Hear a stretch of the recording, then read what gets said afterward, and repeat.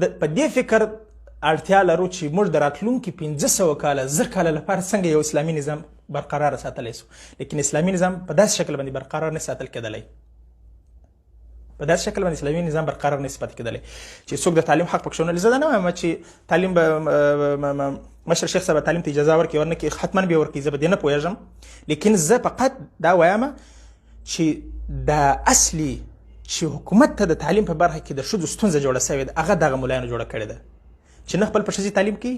نه خپل په لور تعلیم کوي، نه خپل په بچیانو باندې تعلیم کوي، نه پردي پرېږدي. ولې فساد پکښې دی وایي په تعلیم کې، خو دا فساد یې له منځه یوسه. جوړ یو شی خرابول ډېر زیات اسانه دي، لیکن اصلاح کول یې تر ټولو سخت عمل دی. تر ټولو سخت عمل دا دی چې یو شی ته جوړوي اصلاح کوي، لیکن یو شی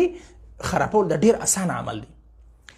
تاسو په خدای باور وکړئ، زه بولدک باندې تېر سوی یم، زه پر بولدک باندې تېر سوی یم، د الله په ذات باور وکړئ چې دونه بېعزتي چې دا د افغانانو ښځو سره کېږي، که دا د ځمکې د کورې پر سر د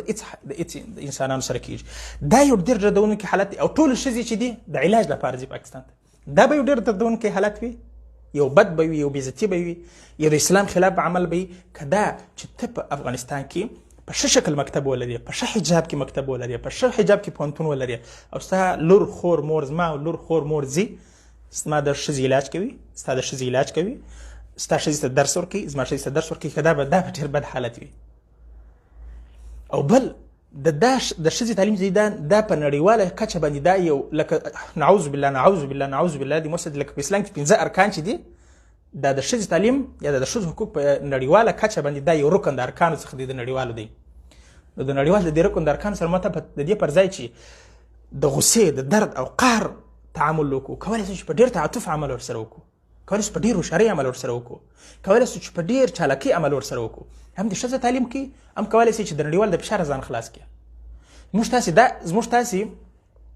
کمزوري تر دې حده پورې رسېدله چې موږ د کابل بانک پیسې بندې دي، موږ د ساده خپلې پیسې بل ملک ته نسي لیږلی،